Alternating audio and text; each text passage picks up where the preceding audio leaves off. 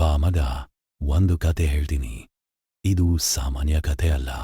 ಅಮೆರಿಕದ ನ್ಯೂಯಾರ್ಕ್ನ ಬೀದಿಗಳಲ್ಲಿ ಶಾಂತವಾಗಿ ಶುರುವಾದ ಕತೆ ಇದು. ಅವನ ಹೆಸರು ಜೆಫ್ರಿ ಎಪ್ಸ್ಟೀನ್. ಮೊದಲಿಗೆ ನೋಡಿದ್ರೆ ಸಾಮಾನ್ಯ ಫೈನಾನ್ಸಿಯರ್, ಹಣದ ಜಗತ್ತಿನಲ್ಲಿ ಕೆಲಸ ಮಾಡಿದವನು. ಆದ್ರೆ ನಿಧಾನವಾಗಿ ಅವನ ಬದುಕು ಬೇರೆ ದಿಕ್ಕು ತಗೊಳ್ತು. ದೊಡ್ಡ ದೊಡ್ಡ ಜನರ ಜೊತೆ ಸ್ನೇಹ, ರಾಜಕೀಯದವರು, ಬಿಲಿಯನ್ ಏರ್ಗಳು, ವಿಜ್ಞಾನಿಗಳು, ಎಲ್ಲರ ಜೊತೆಯೂ ಅವನು ಕಾಣಿಸಿಕೊಂಡ. ಅಲ್ಲಿಂದಲೇ ಕಥೆ ತಿರುಗುತ್ತದೆ. ಅವನ ಜೀವನಕ್ಕೆ ಬಂದ ಮತ್ತೊಬ್ಬ ವ್ಯಕ್ತಿ ಘಿಸ್ಲೇನ್ ಮ್ಯಾಕ್ಸ್ವೆಲ್. ಇಬ್ಬರೂ ಸೇರಿ ಹೈ ಸೊಸೈಟಿಯಲ್ಲಿ ಓಡಾಡ್ತಾ ಒಳಗೊಳಗೆ ಒಂದು ಕತ್ತಲೆಯ ಆಟವನ್ನಾಡ್ತಿದ್ರು ಅನ್ನೋ ಆರೋಪಗಳು ಮುಂದೆ ಬಂದವು. ಇಲ್ಲಿ ಕಥೆ ಗಂಭೀರವಾಗುತ್ತೆ. ಜೆಫ್ರಿ ಎಪ್ಸ್ಟೀನ್ ಮೇಲೆ ಬಂದ ಪ್ರಮುಖ ಆರೋಪ ಏನಂದ್ರೆ, ಅವನು ಅಪ್ರಾಪ್ತ ವಯಸ್ಸಿನ ಹುಡುಗಿಯರನ್ನು ದುರ್ಬಳಕೆ ಮಾಡಿಕೊಂಡಿದ್ದಾನೆ. ಪಾರ್ಟಿಗಳಿಗಾಗಿ, ಸಂಪರ್ಕಗಳಿಗಾಗಿ, ಬಿಸ್ನೆಸ್ಗಾಗಿ. ಈ ಎಲ್ಲದಕ್ಕೂ ಬಳಸಿದ ಸ್ಥಳ ಏನು ಗೊತ್ತಾ?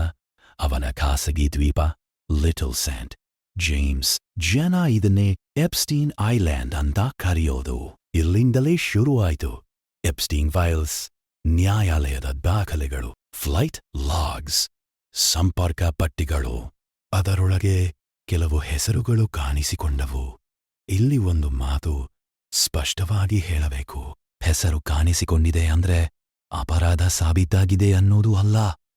ಆದ್ರೂ Donald Trump, Bill Gates, Michael Jackson, Stephen Hawking ಇವರ ಹೆಸರುಗಳು ದಾಖಲೆಗಳಲ್ಲಿ ಅಥವಾ ಸಂಪರ್ಕಗಳಲ್ಲಿ ಕಾಣಿಸಿಕೊಂಡಿವೆ ಅನ್ನೋ ಮಾತುಗಳು. ಆದ್ರೆ ಮತ್ತೆ ಹೇಳಬೇಕು, ಇದು ಆರೋಪಗಳ ಕತೆ. ಕೆಲವರು ತಳ್ಳಿ ಹಾಕಿದ್ದಾರೆ, ಕೆಲವರ ಮೇಲೆ ತನಿಖೆಯೇ ನಡೆದಿಲ್ಲ. ಕೆಲವು ಸತ್ಯಗಳು ಇನ್ನೂ ಮಸುಕಲ್ಲೇ ಇವೆ. ಇನ್ನೂ ಒಂದು ದೊಡ್ಡ ಪ್ರಶ್ನೆ ಉಳಿದಿದೆ. 2019ರಲ್ಲಿ ಜೆಫ್ರಿ ಎಪ್ಸ್ಟೀನ್ ಜೈಲಿನಲ್ಲಿ ಸತ್ತ.